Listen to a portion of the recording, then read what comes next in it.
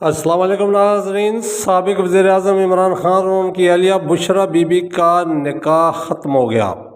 Adiala jail میں زیر سماعت کیس کا فیصلہ سنا دیا گیا۔ دونوں ملزمان کو جرم ثابت ہونے پر 7 سال قید کی سزا سنائی گئی ہے۔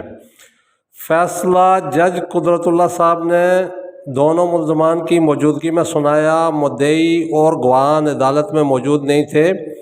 فیصلے سے ایک روز قبل طویل ترین سماعت ہوئی، جسے پاکستان کی تاریخ کی طویل ترین سماعت قرار دیا جائے تو بھیجا نہ ہوگا۔ دوران سماعت نماز، کھانے اور چائے کے وقفے بھی ہوتے رہے، لیکن گواہیاں اور گواہان پر جرا مکمل کر کے فیصلہ محفوظ کر لیا گیا تھا۔ فیصلے کا وقت بروز ہفتہ 1 بجے طے تھا، لیکن اس میں 3 گھنٹے کی تاخیر ہوئی۔ مقدمہ میں بشرا بی بی کے سابق خاوند خاور مانیکا مدعی تھے، جبکہ ان کے خلاف گواہان ان کے ملازمین تھے۔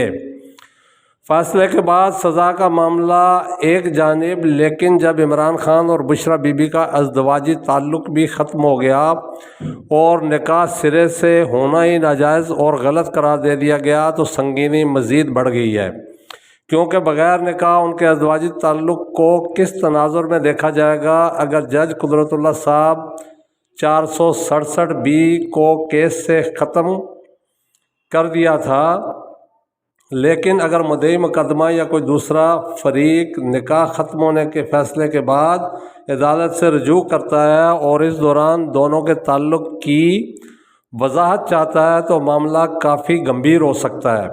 عدالت نے بشرا بی بی اور عمران خان کی جانب سے کی گئی ہر وضاحت مسترد کر دی تھی، تبھی ان کے خلاف فیصلہ دیا گیا ہے۔ عدت میں نکاح کیس کی اس سے قبل کوئی نظیر موجود نہیں تھی، نہ ہی ایسا کوئی کیس پہلے کبھی عدالت کے سامنے لایا گیا تھا۔ یہ فیصلہ 2 حوالوں سے تاریخی قرار دیا جا سکتا ہے۔ ایک تو یہ سابق وزیر اعظم اور ان کی اہلیہ کے خلاف کیس تھا، دوسرا پاکستان کی تاریخ میں پہلی بار ایسا کیس عدالت میں لایا گیا ہے اور اس پر عدالت نے فیصلہ صادر کیا ہے۔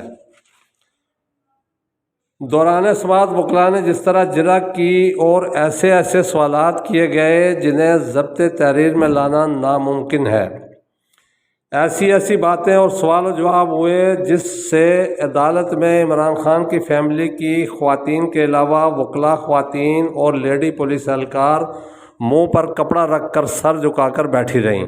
فیصلے کے بعد اب چونکہ بشرا بی بی عمران خان کی زوجیت میں نہیں ہیں، اس لیے ان کی بنی گالہ میں قید پر بھی سوالات اٹھیں گے کہ وہ جس شخص کی اہلیہ ہی نہیں ہے، اس کی ملکیتی جائیداد پر اب ان کا کوئی حق نہیں ہے، تو وہ کس حیثیت میں بنی گالہ میں قید رکھی جا سکتی ہیں۔ عمران خان کے خلاف دیگر مقدمات میں سزائیں اس کیس سے زیادہ ضرور ہوئی ہیں، لیکن اس کیس اور اس کے فیصلے سے عزت کی دھجیاں بکھر گئی ہیں۔ عدالت نے ان کے ملازم کے بیان پر جرح نہ کرا کہ ایک اچھا اقدام کیا، ورنہ جو سنگین الزامات اس نے اپنے بیانات میں لگائے تھے، اگر ان پر جرح ہوتی تو یہ کیس بدترین کیس کی شکل اختیار کر سکتا تھا۔ مزید ایسی ویڈیوز دیکھنے کے لیے ٹائم اسکوائر ٹی وی کو سبسکرائب کیجیے، بیل آئیکن ضرور پریس کیجیے تاکہ آپ کو ویڈیوز کا وہ نوٹیفیکیشن بر وقت مل سکے۔ فدا عباسی کو اجازت دیجیے۔ اللہ حافظ۔